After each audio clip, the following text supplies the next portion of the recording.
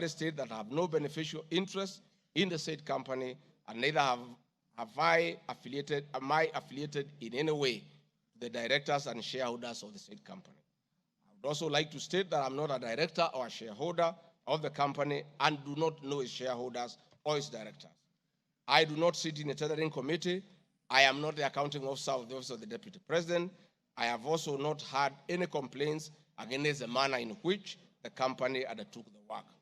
I am unable to confirm the allegations on funds withdrawn from the account of the company since I'm not a signatory to its account. I am not associated with the company in any way whatsoever. Mr. Speaker, the motion dated 26 September 2024 claims that I am reasonably suspected to be the principal beneficiary of the dubious transactions. However, Mr. Speaker, no evidence has been adduced or annexed to the motion to give credence to the allegations or suspicion. I categorically refute acquiring or benefiting from any funds paid to Lusona Events Limited, and therefore the allegation is false and unfounded. Mr. Speaker, I have been accused of siphoning money through St. Nicholas Rehabilitation and Industrial Training Institute Limited. My response, Mr. Speaker, is that the motion dated 26 September 2024 makes the claim that a payment of 21 million was made to a company called St. Nicholas Rehabilitation Center and Psychiatric Hospital. Then subsequently payment was made to Umalari Motors Limited. The motion claims that it is suspected that the entire transaction was used by me to siphon public funds and the payments typify money laundering transaction. I am not a director or a shareholder of this company, and I've never received any payments from this company. Similarly, I'm not affiliated or related to the shareholders and directors of the two companies. No evidence has been annexed to the motion showing that I was a beneficiary of the funds paid as alleged. I wish to point out that I'm not the accounting officer in the Office of the Deputy President, and I'm not aware that the payments made to this company by the office. The allegation is therefore false and unfounded. Mr. Speaker, there is an accusation of alleged sensational but false accusations against the Honorable Lady Justice Esther Minor.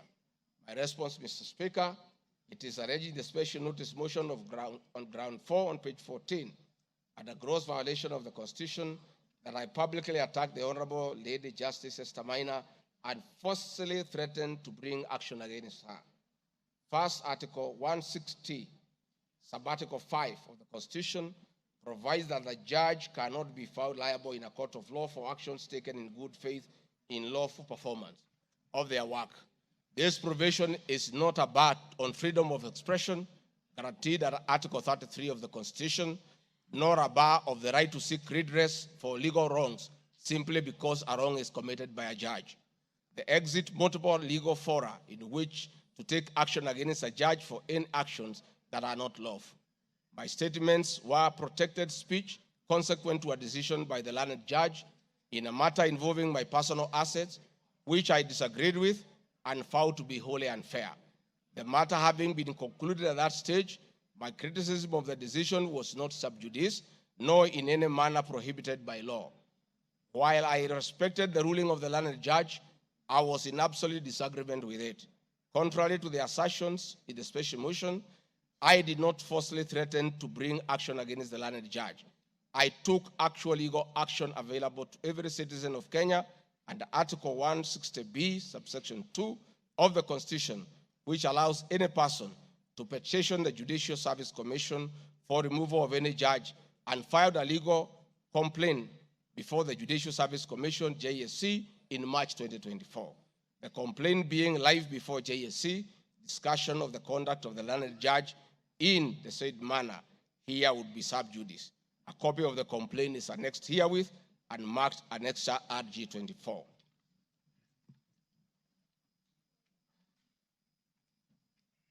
Mr. Speaker, I have been accused of diverting materials meant for construction of Kilifi Malindi Highway to tarmac a private road to Vipingo Beach Resort. My response, Mr. Speaker, I reiterate that Vipingo Beach Resort is registered in the name of the estate of my late brother, Honorable James Gachagua. Number two, the facts are as follows.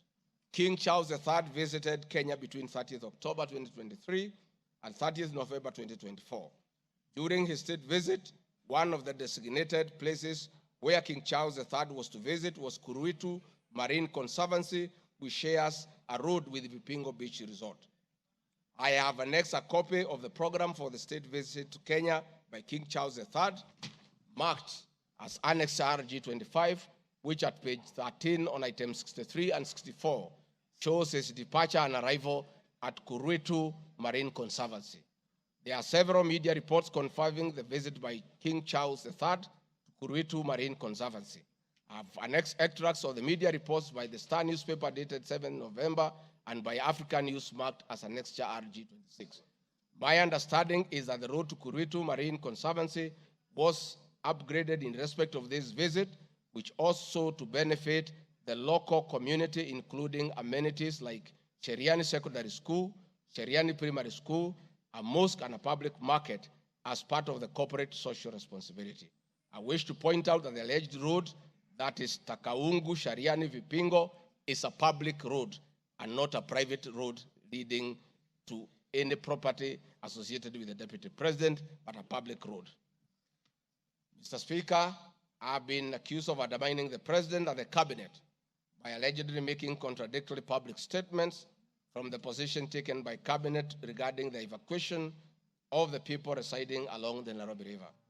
My response, Mr. Speaker, is that Article 147 of the Constitution provides that the Deputy President shall be the principal assistant of the President and shall deputize the President in execution of the President's functions. Article 28, which states that every person has inherent dignity and the right to have the dignity respected and protected.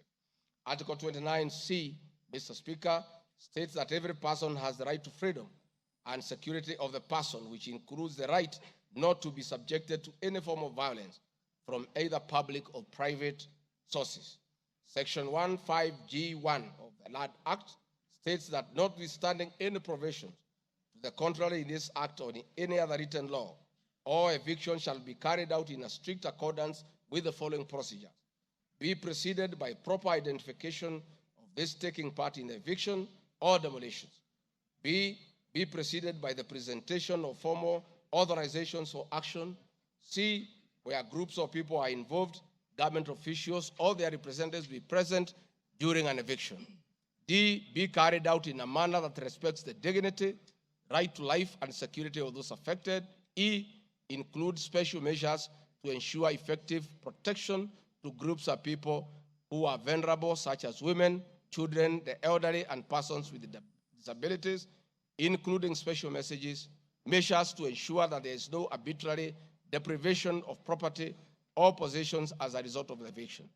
This includes mechanisms to protect property and possessions left behind involuntarily from destruction, to respect the principles of necessity and proportionality during the use of force, and give the affected persons the first priority to demolish and salvage their property. Critically, our Constitution provides at 147(2) that first the Deputy President shall perform the functions conferred by this Constitution and any other functions assigned by the President. Pursuant to Article 3 of the Constitution, I, as well as every other citizen of Kenya, and state or public officers have an obligation to respect, uphold, and defend this Constitution in performing any of my functions. This, the national values and principles of governance contained in Article 10 of the Constitution by those state organs, public officers, and all persons, including myself as Deputy President, wherever we make or implement public policy decisions. In addition to this matter, Mr. Speaker, these national values and procedures include the rule of law, democracy and participation of the people, human dignity, equity, social justice, inclusiveness, equality, human rights, non-discrimination, and protection of the marginalized. Adherence to these principles become extremely important when we as state officers are contemplating legal evacuation of citizens with a duty to avoid inhuman forced eviction that will be contrary to our Constitution and international law. While campaigning with President William Ruto, and subsequently when I was sworn in as Deputy President, the President and I promised as a key pillar of the Kenya Kwanza government that there will be no forced or unlawful evictions, and that all evictions will be human and entail legal compensation. Mr. Speaker, the Office of the Deputy President has undertaken extensive engagement with all parties in regard to cabinet decisions on eviction, which I fully support, including the Nairobi River, which is an entity under the Office of the Deputy President and the County Government of Nairobi. Adherence to these principles become extremely important when we, as state officers, are contemplating legal evacuation of citizens with a duty to avoid inhuman forced evictions that will be contrary to our Constitution and international law. Guideline number 6 of the United Nations General Assembly Guidelines for the implementation of the rights to adequate housing prohibits forced evictions, and that the state should ensure that any eviction under domestic law are fully compliant with international law. The guidelines further require meaningful engagement with communities to ensure that the rights of residents are implemented cooperatively without the need for eviction procedures or police enforcement. Of government directives on the eviction, save for the fact that on being informed that the persons residing along Nairobi River would be evicted and paid 10,000 shillings only, which I and many other Kenyans felt was inadequate compensation for eviction. I insisted that the government should abide by the constitutional dictates and international norms while implementing any cabinet decisions, including eviction, and maintain the dignity of the citizens of Kenyans facing eviction. My statements did not and cannot be construed to undermine the president by insisting that people should not be evicted inhumanly and without adequate compensation. Mr. Speaker, I've been accused of undermining devolution by allegedly holding a meeting in Nairobi Wakulima Market. The motion alleges that on 28 September 2024, I unlawfully interfered with the running of the Nairobi City County government by holding a public rally where I allegedly incited citizens against lawful directives of the county government on planning and location of markets. My response, Mr. Speaker, is that the motion alleges that on 20 September 2024, I unlawfully interfered with the running of the Nairobi City County government by allegedly inciting citizens against lawful directives.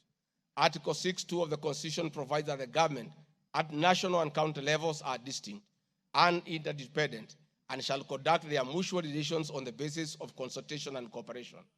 This being the case, it cannot be said that there is a violation of the Constitution when someone from the national government makes a comment on matters relating to county governments. The traders had sought me out to intervene and request the governor on their behalf to dialogue with them and seek a solution to the grievances with regard to the relocation of markets. I request that a video annexed RG Video 3 be played for the benefit of members to say what I said.